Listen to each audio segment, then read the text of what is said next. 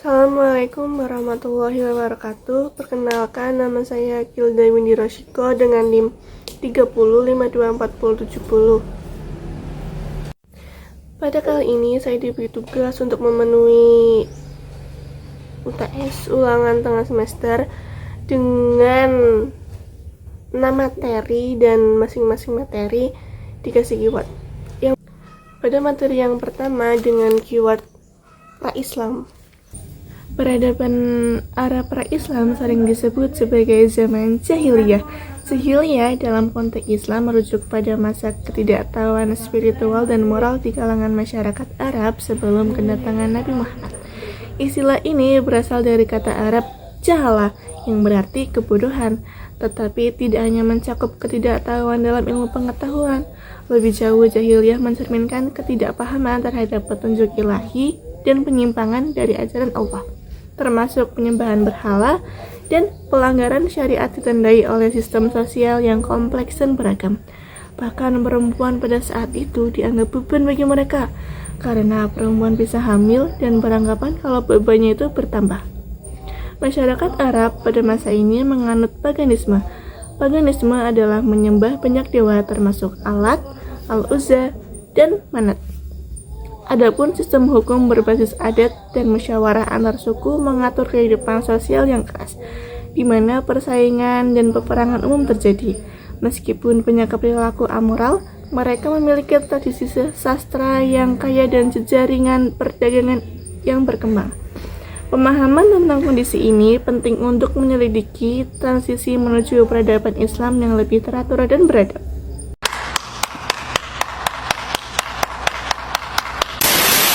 Selanjutnya kita masuk ke materi selanjutnya. Stop it. Get some help.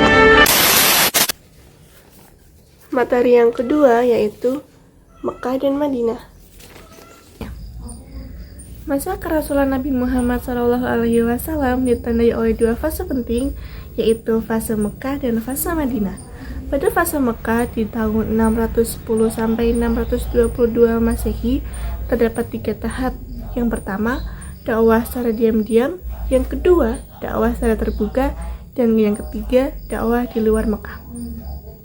Rasulullah memulai dakwah secara diam-diam sebelum akhirnya mengajak masyarakat untuk mengenal Islam secara terbuka. Meskipun menghadapi penentangan keras dari kaum Quraisy, dakwah ini berhasil menarik banyak pengikut termasuk keluarga dan sahabat dekat. Lalu Rasulullah melanjutkan ke fase di luar Mekah. Pada fase Madinah dimulai dengan hijrah, di mana Nabi Muhammad SAW dan para pengikutnya membangun komunitas Muslim yang solid. Di Madinah, Rasulullah memperkuat persatuan antara dua kaum, yaitu kaum Muhajirin dan kaum Ansor, serta menjalin perjanjian dengan kaum Yahudi untuk menciptakan masyarakat yang harmonis.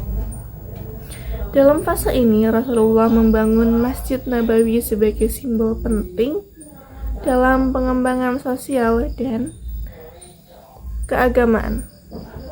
Serta Rasulullah membuat strategi dengan membangun pasar yang tidak jauh dari Masjid Nabawi. Gunanya pasar pada saat itu untuk apa ya teman-teman?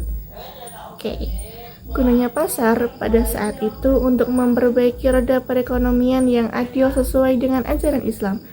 Dari perjalanan dakwah ini kita dapat mengambil hikmah pentingnya. Yang pertama, terjadinya persaudaraan. Yang kedua, sikap saling menghormati antar agama dan pembentukan masyarakat yang adil dan beradab, seperti Pancasila saja. Ini menunjukkan bahwa strategi dakwah yang bijaksana dan adaptif sangat berperan dalam menyebarluaskan ajaran Islam dan menciptakan tatanan sosial yang lebih baik. Ketiga, ada khalifah. Pada masa Khulafaur Rasyidin tahun 632 sampai 661 Masehi, Abu Bakar dan Umar bin Khattab membangun fondasi penting bagi peradaban Islam. Abu Bakar sebagai khalifah pertama menghadapi tantangan yang besar, seperti pemberontakan suku-suku Arab dan perang Riddah. Ia berhasil menyatukan kembali umat Islam dan memulai kodifikasi Al-Quran untuk menjaga keutuhan teksnya. Umar bin Khattab melanjutkan kepemimpinannya dengan memperluas wilayah Islam ke Persia dan Mesir, serta membentuk sistem administrasi yang kuat. Ia mendirikan Baitul Mal untuk mengelola keuangan negara dan menekankan keadilan sosial bagi rakyatnya. Keduanya berperan penting dalam memperkokoh dasar peradaban Islam. Adapun sistem pemerintahan di masa ini, yaitu pada masa Umar bin Khattab, pemerintahan Islam berkembang pesat dengan sistem administrasinya yang kuat. Pembentukan Diwan sebagai lembaga keuangan dan Baitul Mal untuk mengelola keuangan negara. Umar juga memperkuat sistem peradilan yang adil dan berstruktur. Sementara itu, di masa Ali bin Abi Thalib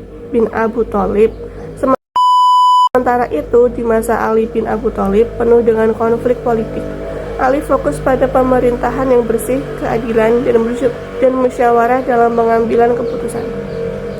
Meskipun tantangan politik membuat pemerintahannya kurang stabil, kedua khalifah ini menekankan nilai keadilan dan kesejahteraan umat.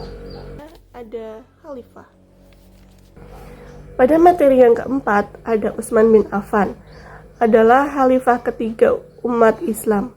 Memerintah selama 12 tahun dari 644 hingga 656 Masehi. Ia dikenal karena kebijakannya yang memperluas wilayah Islam dan menyusun kembali Al-Quran dalam satu mushaf. Namun, masa pemerintahannya diwarnai kontroversi karena favoritisme terhadap keluarga, yang menyebabkan ketidakpuasan di kalangan masyarakat. Utsman dibunuh oleh pemberontak pada 17 Juni 656 Masehi saat membaca Al-Quran di rumahnya.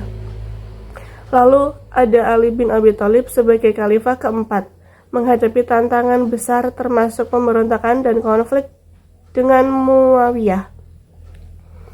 Ali memerintah selama 6 tahun sebelum dibunuh pada 28 Januari 661 Masehi oleh seorang Khawarij. Khawarij adalah kelompok dalam Islam yang muncul setelah Perang Siffin pada tahun 657 Masehi. Berawal dari ketidakpuasan terhadap keputusan Ali bin Abi Thalib untuk menerima tahkim dan Muawiyah. Mereka awalnya pendukung Ali, tetapi kemudian memisahkan diri karena menganggap bahwa keputusan tersebut melanggar hukum Allah. Khawarij dikenal karena sikap ekstrim mereka, termasuk mudah mengkafirkan sesama muslim dan menggunakan kekerasan untuk mencapai tujuan. Mereka percaya bahwa kepemimpinan harus berdasarkan keadilan dan kemampuan, bukan keturunan. Oh my god! Wow! Kelima, ada Umayyah. Daulah Umayyah berdiri dari tahun 661 Masehi hingga 750 Masehi.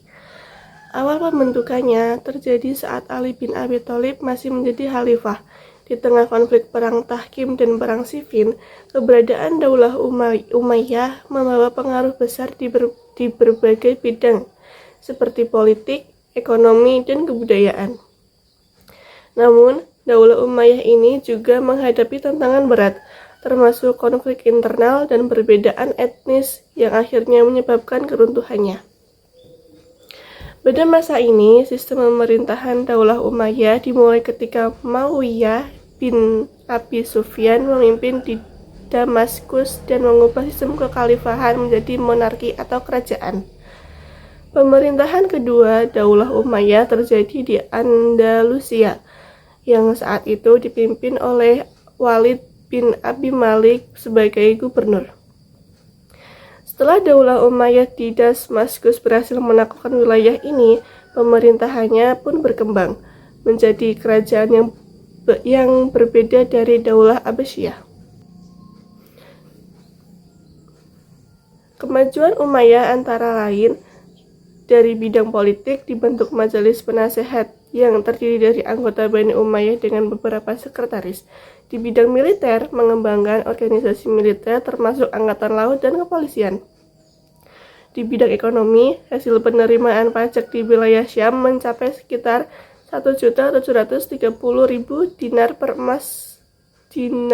emas per tahun. Namun tidak lama kemudian dinasti Umayyah mulai mengalami kemunduran. Faktor penyebabnya meliputi ketidakjelasan sistem pergantian kekuasaan, masalah ekonomi, kurangnya ideologi pemersatu, dan konflik antara umat Islam dan Kristen.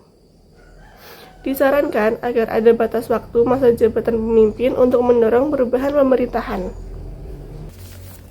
Dan yang terakhir yaitu Abbasiyah. Sejarah Abbasiyah dimulai dengan Abu al-Abbas dan al-Saffah menjadi khalifah pertama dari dinasti Abbasiyah setelah mengalahkan pasukan Umayyah dalam pertempuran Zab pada tahun 750 Masehi. Ketidakpastian dan perselisihan dalam keluarga kekhalifahan muncul pada awal pemerintahan Abbasiyah. Namun, di bawah pemerintahan Khalifah Harun al-Rashid yang berkuasa dari 786 hingga 809 Masehi, dinasti Abbasiyah berkembang pesat. Ketika dinasti Abbasiyah mencapai puncaknya, Khalifah Harun al-Rashid dan anaknya Al-Ma'mun memerintah. Negara itu menjadi makmur, kaya, dan aman, meskipun ada juga pemberontakan dan memiliki wilayah yang luas dari Afrika Utara hingga Hindia. Pada abad ke-10 Masehi, kemunduran Abbasiyah mulai menjadi faktor internal dan eksternal, dapat menyebabkan hal ini.